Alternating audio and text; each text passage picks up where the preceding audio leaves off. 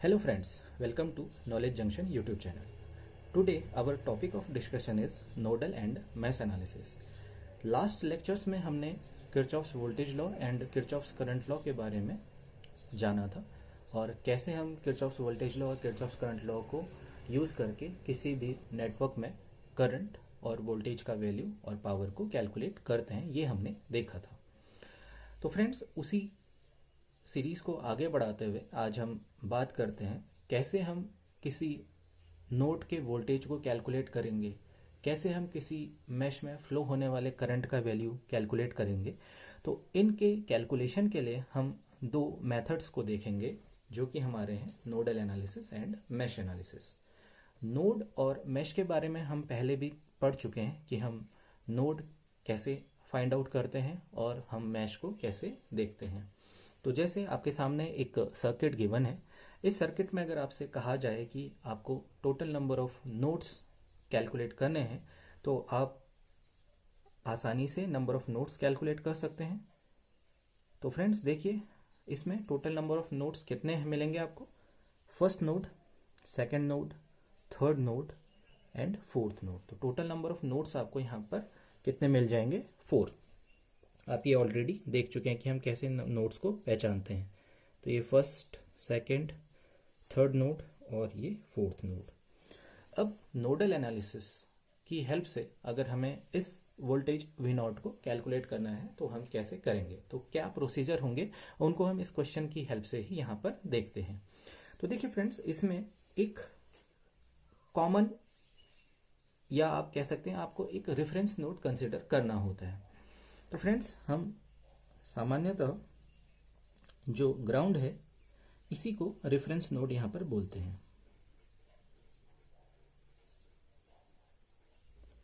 और जो बाकी बचे हुए नोड होते हैं उन्हें हम नॉन रेफरेंस नोड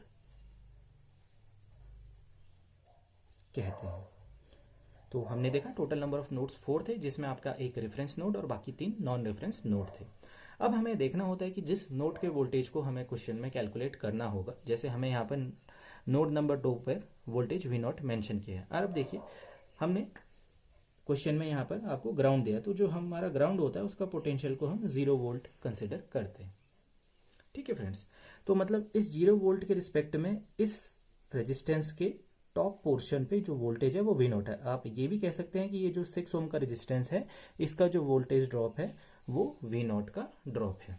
आपको इस वी नॉट के वैल्यू को कैलकुलेट करना है। तो हम कैसे कैलकुलेट करेंगे, तो नंबर फर्स्ट जो स्टेप था, स्टेप नंबर 1, आपने रेफरेंस नोड और नॉन रेफरेंस नोड को आइडेंटिफाई करना था। ये आपका फर्स्ट स्टेप था। स्टेप नंबर 2, आपको जिस नोड पर वोल्टेज को कैलकुलेट करना है आपने उस नोड को कंसिडर करना है और उस नोड से जितनी भी ब्रांचेस कनेक्टेड है उन ब्रांचेज में आपको क्या करना है, एक करंट अज्यूम करनी है। तो सपोज जैसे ये नोड वी नॉट है, तो मैं यहाँ से सारी जो करंट है उनको आउटगोइंग करंट कंसिडर करता हूँ। सपोज ये करंट आपका I1 है, लीव कर रही है जो इस नोड को, इस करंट को नंबर 2 I2 और ये थर्ड करंट इसको मैं I3 मेंशन कर देता हूँ। सेकेंड नंबर के स्टेप में आपको क्या करना है, जो भी आपका नॉन रेफरेंस नोड है जिस पर आपको वोल्टेज का वैल्यू कैलकुलेट करना है, उस नॉन रेफरेंस नोड पर आपने करंट्स को अज्यूम करना है जो डिफरेंट ब्रांचेज उस नॉन रेफरेंस नोड से कनेक्टेड है उसमें। तो आपने करंट्स को अज्यूम कर लिया। अब आपको क्या करना है, किरचॉफ्स करंट लॉ अप्लाई करना है, KCL एट नोड 2। तो आपने इस नॉन रेफरेंस नोड जिसकी वोल्टेज को आपको कैलकुलेट करना है वहां पर किरचॉफ करंट लॉ अप्लाई करना है। अब जैसे मैंने आपको बताया था कि अगर कोई भी करंट नोड को लीव करती है तो मैं उसको पॉजिटिव साइन से डिनोट करता हूं। तो सेम प्रोसीजर मैं यहाँ पर फॉलो करूंगा और आगे आने वाले सभी क्वेश्चंस में यही प्रोसीजर मेरा रहेगा कि अगर करंट किसी नोड को लीव करती है तो उसे मैं पॉजिटिव साइन के साथ मेंशन करूंगा और अगर करंट नोड पर एंटर करता है तो उसे नेगेटिव साइन से रिप्रेजेंट करूंगा। तो यहां से करंट इस नोड को लीव कर रहा है तो मैं इसको कैसे रिप्रेजेंट करूंगा, पॉजिटिव साइन के साथ। तो I1, ये करंट I2 भी इस नोड को लीव कर रहा है तो इसको भी मैं किस साइन से रिप्रेजेंट करूंगा, पॉजिटिव साइन से। And the third one current I3, ये भी क्या कर रहा है, इस नोड को लीव कर रहा है, तो इसको भी मैं पॉजिटिव साइन से रिप्रेजेंट करूंगा। तो यही तीन यहाँ पर करंट है। तो आपको इनका जो एल्जेब्रिक सम है उसको किसके इक्वल करना होगा, 0 के, क्योंकि इसमें कोई भी इनकमिंग करंट नोड पर नहीं है। तो यही आपका किरचॉफ करंट लॉ होता है। अब सेकंड पॉइंट, अब आपको क्या करना है, आपको इस I1, I2 और I3 का वैल्यू कैलकुलेट करना है। ठीक है फ्रेंड्स, तो इसको आप इजीली सिंपल सा आप एक चीज़ ध्यान रखिए, सपोज करो कि एक आपका रेजिस्टेंस बना हुआ है, इस रेजिस्टेंस के इस एंड का वोल्टेज अगर V1 है, इस सेकेंड एंड का वोल्टेज V2 है, इसका रेजिस्टेंस R है, इसमें फ्लो होने वाली करंट अगर I है, तो आप ओम्स लॉ को अगर अप्लाई करेंगे तो आप कैसे लिखेंगे इसको, current I equals to voltage difference V1 minus V2। अगर करंट इस डायरेक्शन में फ्लो कर रही है तो ये जो V1 होगा ये हायर पोटेंशियल पे होगा, V2 आपका लोअर पोटेंशियल पे होगा, क्योंकि करंट आपका हमेशा हायर पोटेंशियल से लोअर पोटेंशियल की साइड को फ्लो करता है। तो हम I का वैल्यू कैसे कैलकुलेट करेंगे, तो V1 minus V2 divide by R। तो V1 minus V2 divide by R, ये सिंपल आपका ओम्स लॉ है। तो इसी का यूज हमें यहाँ पर करना है I1, I2 और I3 का वैल्यू कैलकुलेट करने के लिए। तो फ्रेंड्स देखिए, I1 का वैल्यू अगर आप कैलकुलेट करेंगे तो देखिए, इस रेजिस्टेंस के इस साइड पर जो वोल्टेज है V0 है, और रेजिस्टेंस के इस साइड जो वोल्टेज है 12 वोल्ट है। आप ध्यान दीजिएगा ये पॉजिटिव टर्मिनल है। तो अब इस I1 का वैल्यू कैसे लिखेंगे, V0 minus 12 voltage divide by resistance 4, ये तो हो जाएगा I1 का वैल्यू। सिमिलरली I2 का वैल्यू आप कैसे फाइंड आउट करेंगे, देखिए रेजिस्टेंस 2 ओम का है। अब यहाँ पर आपको वैल्यू कैलकुलेट करनी होगी, तो आप इसको ऐसे एज्यूम कर लीजिए कि ये 2 ओम का रेजिस्टेंस यहाँ पर लगा है और 10 वोल्ट का वोल्टेज सोर्स इधर पे लगा हुआ है।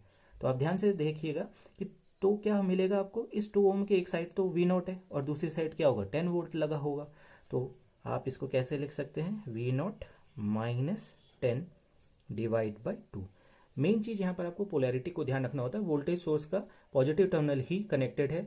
अगर ये इन्वर्टेड होता, यहाँ पर नेगेटिव टर्मिनल होता, तो मैं यहाँ पर माइनस इंटू क्या करता, V0 माइनस माइनस 10, इसको इस प्रकार से लिखता। अभी तो ये पॉजिटिव टर्मिनल कनेक्टेड है, इसलिए सिंपली सब्ट्रैक्ट करते टाइम 10 वोल्ट मैंने मेंशन किया है। प्लस I3 का वैल्यू आपको कैसे मिलेगा, देखिए V0 माइनस 0 अपॉन 6, तो आप इसको डायरेक्टली भी लिख सकते हैं V0 अपॉन 6, या मैं लिख लेता हूँ V0 माइनस 0 अपॉन 6। तो ये हो गया I1, I2 और I3 का वैल्यू। तीनों का जो सम है वो किसके बराबर होगा, 0 के बराबर होगा। तो हमने I1, I2 और I3 का वैल्यू कैलकुलेट कर लिया और इनका वैल्यू इक्वेशन में पुट कर दिया। अब आपको क्या करना है, सिंपली इस इक्वेशन को सॉल्व करना है और इस V0 का वैल्यू कैलकुलेट करना है। तो यही आपका क्या है, नोडल एनालिसिस है। अब आप देखिए, अब इस पूरी इक्वेशन को अगर मैं 12 से मल्टीप्लाई कर देता हूँ, तो 12 से मल्टीप्लाई करने से क्या हो जाएगा, 3V0 माइनस ये कितना बन जाएगा 36, प्लस 12 से मल्टीप्लाई करा था तो 6 आ जाएगा, तो 6V0 माइनस 60, यहाँ पर भी 12 से मल्टीप्लाई करा था तो प्लस 2V0 इक्वल्स टू 0। अब 6 प्लस 3 9 प्लस 2 11, तो 11V0 और ये तो हो जाएगा माइनस 96 इक्वल्स टू 0। तो V0 का वैल्यू आपको कितना मिल जाएगा, देखिए 96/11 वोल्ट, क्योंकि सारे ही वोल्टेज सोर्स इसमें वोल्ट में वैल्यू और रेजिस्टेंस ओम में मेंशन है। तो यहाँ पर जो आपका V0 का वैल्यू आपको कैलकुलेट होकर मिल गया वो क्या है, 96/11। यही आपका नोडल एनालिसिस है और इसके हेल्प से आप किसी भी नोड का वोल्टेज को कैलकुलेट कर सकते हैं। ठीक है फ्रेंड्स, तो स्टेप आप ध्यान रखिएगा, पहला स्टेप आपने रेफरेंस नोड और नॉन रेफरेंस नोड को आइडेंटिफाई करना है। सेकंड स्टेप, जिस नॉन रेफरेंस नोड पर आपको नोड वोल्टेज कैलकुलेट करना है उस पर आपने क्या करना है, जो डिफरेंट ब्रांचेस कनेक्टेड हैं उसमें जो फ्लो होने वाला करंट है उसको मेंशन करना है, जैसे मैंने इसमें आउट गोइंग डायरेक्शन में दिखाया था I1, I2 और I3 को। उसके बाद आपको I1, I2 और I3 का वैल्यू को कैलकुलेट करना है और जो इक्वेशन बनेगी उस इक्वेशन को सॉल्व करके आपको नॉन रेफरेंस नोड के वोल्टेज को कैलकुलेट कर लेना है। तो यही आपका नोडल एनालिसिस है। अब आप सेम क्वेश्चन को मैश एनालिसिस की हेल्प से भी सॉल्व कर सकते हैं। अब इसे आप कैसे मैश एनालिसिस की हेल्प से सॉल्व करेंगे, तो मैं इस इक्वेशन को सॉल्व करने के लिए मैश एनालिसिस की हेल्प से, तो सबसे पहले इस सर्किट को रीड्रॉ कर लेता हूं। तो 12 वोल्ट का वोल्टेज सोर्स, 4 ओम का रेजिस्टेंस, यहाँ पर आपका एक 6 ओम का रेजिस्टेंस, अगेन एक 10 वोल्ट का वोल्टेज सोर्स, एक 2 ओम का रेजिस्टेंस और ये आपका टर्मिनल ग्राउंडेड, ये आपका 4 ओम, 6 ओम, 10 वोल्ट, 2। तो फ्रेंड्स आपको यहाँ पर वी नॉट का वैल्यू कैलकुलेट करना है। अब इसको मैश एनालिसिस की हेल्प से हम कैसे सॉल्व कर सकते हैं इसको हम देखते हैं। तो as we already know, mesh की जो डेफिनेशन थी, तो मैश क्या था? स्मॉलेस्ट क्लोज पाथ है किसी भी सर्किट में जिसके अंदर कोई दूसरा क्लोज पाथ प्रेजेंट नहीं होता है, वही हमारा मैश कहलाता है। तो अगर आप ध्यान से देखेंगे इस सर्किट में नंबर ऑफ मैशेस आर 2।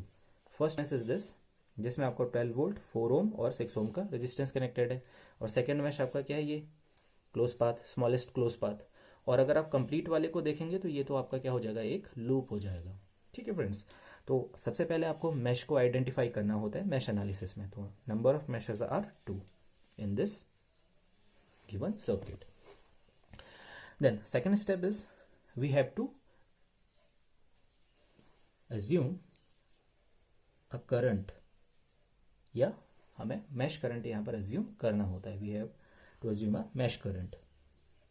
तो मैश करंट आप इसको assume कर लीजिए, नंबर 1 मैश था, मैश नंबर 1, इस पे फ्लो होने वाले करंट को आपने I1 assume कर लिया। अब करंट का जो डायरेक्शन है आप कैसा भी एज्यूम कर सकते हैं। आप चाहे तो क्लॉकवाइज एज्यूम कर लीजिए, चाहे तो आप एंटी क्लॉकवाइज एज्यूम कर लीजिए। तो मैं यहाँ पर क्लॉकवाइज डायरेक्शन में ही एज्यूम कर रहा हूँ, तो आपकी मर्जी, आप कैसा भी एज्यूम कर सकते हैं। तो सेकंड मैश है, इस सेकंड मैश में मैं करंट को I2 एज्यूम कर लेता हूँ। तो सबसे पहले हमने नंबर ऑफ मैशेस आइडेंटिफाई कर लिए, total number of meshes are 2। Then we have to define mesh current. तो in mesh 1 current is I1 we have considered, in mesh 2 current is considered as I2। अब हमें क्या करना है? जैसे हमें नोडल एनालिसिस में किरचॉफ करंट लॉ अप्लाई करना होता था, मैश एनालिसिस में हमें किरचॉफ वोल्टेज लॉ अप्लाई करना होता है। केवीएल को आप अप्लाई करते हैं। तो आप क्या करेंगे? सबसे पहले मैश नंबर 1 को देखिए, तो आप अप्लाई कीजिए केवीएल एट मैश 1। ठीक है फ्रेंड्स, तो केवीएल की को कैसे हम लिखते हैं, इसके लिए भी मैंने जो आपका लास्ट वीडियो था उसमें आपको एक्सप्लेन किया था कि हम केवीएल इक्वेशंस कैसे लिखते हैं। तो मैं सेम साइन कन्वेंशन का यूज करते हुए केवीएल इक्वेशन यहाँ पर लिखूंगा। जब भी कोई करंट किसी वोल्टेज सोर्स के पॉजिटिव टर्मिनल को लीव करेगी तो मैं उस वोल्टेज सोर्स को नेगेटिव पोलैरिटी से कंसिडर करूंगा, और जस्ट अगर इसका अपोजिट होगा तो पॉजिटिव पोलैरिटी से मैं उसे वहां पर मेंशन करूंगा। तो अब देखिए ये करंट I1 फ्लो कर रहा है। आप ध्यान से देखिए, ये करंट I1 ऐसे फ्लो कर रहा है, यहाँ से यहाँ, यहाँ से यहाँ, यहाँ से ऐसे, ये ऐसे, ये ऐसे, ये इस टाइप से, और ये ऐसे। तो ये है आपका करंट I1 जो फ्लो कर रहा है। अब आप ध्यान से देखिए, करंट इस 12 वोल्ट के वोल्टेज सोर्स के पॉजिटिव टर्मिनल को लीव कर रहा है। तो मैंने जैसा बोला, अगर लीव करेगा तो मैं उसको नेगेटिव साइन से रिप्रेजेंट करूंगा। तो -12 वोल्ट प्लस इस 4 ओम के रेजिस्टेंस में कौन सा करंट फ्लो कर रहा है? I1 करंट फ्लो कर रहा है, तो प्लस 4 इंटू I1। देन इस 6 ओम के रेजिस्टर में अब आपको ध्यान ये देना होगा कि ये जो मैश 1 है और जो मैश 2 है उसमें 6 ओम का जो रेजिस्टेंस है वो कॉमन है।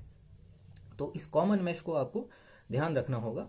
अब देखिए, करंट जो I1 है वो डाउनवर्ड डायरेक्शन में फ्लो कर रही है, और यहाँ से ध्यान दीजिए दूसरे मैश में भी आपने करंट एज्यूम करी थी जो कि कैसे फ्लो कर रही है? ऊपर की ओर को, अपवर्ड डायरेक्शन में फ्लो कर रहा है। तो हमें हमेशा ही ध्यान रखना होगा, हम जिस भी मैश में केवीएल इक्वेशन लिख रहे होंगे तो उस मैश का जो करंट होगा उसी को हम मेन करंट कंसिडर करेंगे, और बाकी करंट्स को अगर हमें ऐड करना होगा या सब्ट्रैक्ट करना होगा तो उसी मेन करंट से हम ऐड अथवा सब्ट्रैक्ट करेंगे। तो आप ध्यान से देखिए, करंट I1 डाउनवर्ड डायरेक्शन में, जबकि करंट I2 अपवर्ड डायरेक्शन में। तो अब मैं यहाँ पर अगर वोल्टेज कैलकुलेट करना होगा तो मैं इसको कैसे लिखूंगा? आप ध्यान से देखिएगा, +6 into current I1 is going downward, तो I1, and current I2 is going upward, तो इसलिए -I2 से इसे मेंशन करूंगा। तो इसके अक्रॉस वोल्टेज कितना हो जाएगा? 6 ओम के across 6 into I1 minus I2 equals to 0, क्योंकि इतना ही है आपके पास, एक 12 वोल्ट का वोल्टेज सोर्स और 2 रेजिस्टेंसेस। अब आप इसे थोड़ा सिंप्लीफाई कर लीजिए, तो ये 4I1 है और ये 6I1 है, तो 10I1 minus 6I2 equals to 12। ये आपकी इक्वेशन आ जाएगी। आप इसे और अगर 2 से डिवाइड कर सकते हैं तो आप इसे भी कर दीजिए, तो 5I1 minus 3I2 equals to 6। तो ये आपकी क्या हो जाएगी? Equation number first. तो केवीएल एट मैश 1 आपने अप्लाई किया और आपको ये इक्वेशन मिल गया। अब इसी टाइप से आप KVL एट सेकेंड मैश पे अप्लाई कीजिए। तो मैं इसको यहाँ पर लिख लेता हूँ, KVL एट मैश 2। तो अब आप KVL अप्लाई कीजिए मैश 2 में। सेम प्रोसीजर को फॉलो करना है आपको, और आपको ये बेसिक जो अप्रोच है उसको आप किसी भी कॉम्प्लेक्स सर्किट में अप्लाई कर सकते हैं और इजीली आप आंसर को कैलकुलेट कर सकते हैं, चाहे आपको सर्किट कैसा भी दिया गया होगा। तो आप एक बेसिक स्टेप को, बेसिक अप्रोच को फॉलो कीजिए और सारे क्वेश्चन में सेम अप्रोच को अप्लाई कीजिए। आप डिफरेंट बुक्स को फॉलो करेंगे तो आपको डिफरेंट डिफरेंट प्रोसीजर या मीन्स KVL लिखने का स्टाइल डिफरेंट डिफरेंट मिल सकता है। तो आपको कंफ्यूज नहीं होना है, किसी भी एक अप्रोच को फॉलो कीजिए और उसी के बेसिस पे क्वेश्चंस पे उस अप्रोच को अप्लाई कीजिए। तो मैश 2 में मैं KVL इक्वेशन लिख रहा हूँ, तो आप ध्यान से देखिए, कहीं से भी स्टार्ट कर सकते हैं। देखिए ये करंट I2 एंटर कर रहा है, तो एंटर कर रहा है तो जैसे मैंने यहाँ पर देखा था, करंट जब लीव कर रहा था तो वोल्टेज को नेगेटिव पोलैरिटी दी थी। अब करंट एंटर करेगा तो वोल्टेज को मैं पॉजिटिव पोलैरिटी दूंगा, तो 10 वोल्ट। अब देखिए करंट I2 इस 2 ओम के रेजिस्टेंस में जा रहा है, तो इसके अक्रॉस ड्रॉप कितना हो जाएगा, 2I2, तो प्लस 2 इंटू I2। अब फिर से आप देखिए, अब आप यहाँ से आए तो अब आपको फिर से 6 ओम का रेजिस्टेंस मिला, जो कि एक कॉमन रेजिस्टेंस है बिटवीन मैश 1 एंड मैश 2। अब मैश 1 की जो करंट I1 है वो डाउनवर्ड डायरेक्शन में फ्लो कर रही है और मैश 2 की जो करंट I2 अपवर्ड डायरेक्शन में। फिर आपको ये ध्यान देना है, जिस भी आप मैश में KVL इक्वेशन लिख रहे हैं उसी की करंट को आप मेन करंट कंसिडर करेंगे, अर्थात उसी की वैल्यू से बाकी वैल्यूज को ऐड अथवा सब्ट्रैक्ट करेंगे। तो करंट I2 का डायरेक्शन अपवर्ड है, I1 का डायरेक्शन डाउनवर्ड है, तो इसमें जो वोल्टेज ड्रॉप होगा उसको आप कैसे लिखेंगे, 6 into I2 minus I1 plus 6 into I2 minus I1। अब वापस आप आ गए तो इक्वल्स टू 0, क्योंकि आपके 3 ही एलिमेंट थे तो 3 आपने ये इक्वेशन में जो वैल्यूज थी मेंशन कर दी। अब ये वोल्ट लिखना चाहो तो आप लिख सकते हो, ना लिखना चाहो तो कोई दिक्कत नहीं है। तो ये कितना हो जाएगा, अब आप वैल्यूज को पुट कर दीजिए। तो 6 plus 2 8I2 minus 6I1 equals to 10। अब यहाँ पर भी आप थोड़ा सिंप्लीफाई कर लीजिए इसको, तो 4I2 minus 3I1 equals to 5। ये इक्वेशन नंबर सेकेंड हो जाएगा। 4I2 minus 3I1 equals to minus 10 होगा, तो ये माइनस 5 हो जाएगा। ठीक है फ्रेंड्स, तो ये 2 इक्वेशन हो गई। अब आप किसी भी I1 या I2 को एलिमिनेट कर लीजिए और किसी सेकंड का वैल्यू कैलकुलेट कर लीजिए और उसके हेल्प से फिर फर्स्ट I1 या फिर I2 का वैल्यू कैलकुलेट कर सकते हैं। अब आप देखिए, तो मैं क्या करता हूँ, इक्वेशन नंबर फर्स्ट को मल्टीप्लाई बाई 3 कर देता हूँ और इक्वेशन नंबर सेकंड को मल्टीप्लाई बाई 5 कर देता हूँ। तो ऐसा करने से क्या होगा, आपका I1 यहाँ से एलिमिनेट हो जाएगा। तो आपकी इक्वेशन बन जाएगी, देखिए फर्स्ट इक्वेशन बन जाएगी क्या, मैं थोड़ा सा ऊपर कर लूँ इस पेज को। तो आपकी इक्वेशन बन जाएगी, फर्स्ट वाली इक्वेशन बन जाएगी 15I1 minus 9I2 equals to 18। ये इक्वेशन फर्स्ट को 3 से मल्टीप्लाई कर लिया, इक्वेशन सेकंड को 5 से मल्टीप्लाई कीजिए। तो मैं I1 को पहले लिखता हूँ, तो कितना हो जाएगा, minus 15I1 plus 20I2 equals to minus 25। ये 2 इक्वेशन आपको मिल गई। अब आपको क्या करना है, दोनों को ऐड कर दीजिए। दोनों को जब आप ऐड करेंगे तो I1 का टर्म कैंसिल आउट हो जाएगा। ये 20 है और ये 9 है, तो सब्ट्रैक्ट होके मिल जाएगा आपको 11I2 इक्वल्स टू माइनस 7। तो I2 का वैल्यू आपको क्या मिल जाएगा, माइनस 7/11 एम्पियर। अब ये नेगेटिव साइन क्या रिप्रेजेंट करता है, देखिए हमने इनिशियली जो करंट एज्यूम की है वो अपने मन से एज्यूम की है। हमने तो यहाँ पर किसी भी चीज़ को वेरीफाई करके करंट्स को एज्यूम नहीं किया है। तो हमने जो करंट एज्यूम करी है और सर्किट में जो करंट फ्लो हो रही होगी तो उसका डायरेक्शन मे बी सेम हो या अपोजिट हो, कुछ भी हो सकता है। तो हमें नेगेटिव साइन बस यही बताएगा कि जो हमने करंट एज्यूम करा है उसका डायरेक्शन वो ना होकर अपोजिट डायरेक्शन है। तो नेगेटिव साइन बस यही आपका रिप्रेजेंट करेगा। अगर ये पॉजिटिव आता तो हमने जिस डायरेक्शन में करंट एज्यूम करी होती, एक्चुअल में करंट वैसा ही फ्लो कर रहा होता, पर हमने यहाँ पर जो करंट एज्यूम करी है उसका वैल्यू हमें नेगेटिव मिल रहा है, तो एक्चुअल में उसका यही मतलब है कि जो करंट है उसका डायरेक्शन अपोजिट है। ठीक है, और ज़्यादा कोई इसका सिग्निफिकेंस नहीं है। तो आपने I2 का वैल्यू कैलकुलेट कर लिया। अब I2 का वैल्यू किसी भी इक्वेशन में आप पुट कर दीजिए। अगर आप इक्वेशन फर्स्ट में I2 का वैल्यू पुट करते हैं तो आपकी इक्वेशन ये है आपका 5I1 equals to 6 plus 3I2। तो I2 का वैल्यू पुट कर लीजिए, माइनस 7/11। तो कितना मिल जाएगा आपको, 5I1 इक्वल्स टू 6 माइनस 21/11, तो 66 माइनस 21/11। तो कितना हो जाएगा 45/11। तो I1 का वैल्यू आपको कितना मिल जाएगा 45/11 इंटू 5 तो 9, तो 9/11 एम्पियर। अब देखिए ये पॉजिटिव साइन आया, मीन्स मतलब जो आपका करंट I1 का डायरेक्शन था वो सही है, मतलब सर्किट में जो करंट फ्लो कर रहा है वो उसी डायरेक्शन में फ्लो कर रहा है जिस डायरेक्शन में हमने करंट I1 को अज्यूम किया था। तो हमें दोनों करंट यहाँ पर मिल गई। अब हमें करना क्या है, हमें तो एक्चुअल में क्वेश्चन में V नॉट के वैल्यू को फाइंड आउट करना था। अब आप ध्यान से देखिए, जैसे मैंने आपको पहले भी बोला कि ये आपका जो रेफरेंस नोड था, मतलब यहाँ पर ये जो वोल्टेज है क्योंकि ये ग्राउंडेड है तो 0 वोल्ट होगा। अगर आपको इस 6 ओम के रेजिस्टेंस के अक्रॉस ड्रॉप निकालना है तो यही ड्रॉप क्या होगा, वी नॉट, क्योंकि इस एंड पे वोल्टेज वी नॉट है, इस एंड पे वोल्टेज 0 है, तो मतलब वोल्टेज ड्रॉप वी नॉट ही होगा इस 6 ओम के अक्रॉस। तो अब देखिए, अब आपको ध्यान से देखना है, तो वी नॉट का वैल्यू अगर आप निकालेंगे तो वी नॉट क्या होगा, देखिए अब जो आपका करंट I1 है वो डाउनवर्ड डायरेक्शन में फ्लो कर रहा है, करंट I2 आपका अपवर्ड डायरेक्शन में, और हम पोलैरिटी कैसे ले रहे हैं, इस टाइप से, क्योंकि ये हायर वोल्टेज है ये लोअर वोल्टेज है, तो यहाँ पर वोल्टेज ज़्यादा होगी, नीचे वाले सेक्शन पे वोल्टेज कम होगी, तो ये पॉजिटिव साइन, ये नेगेटिव साइन।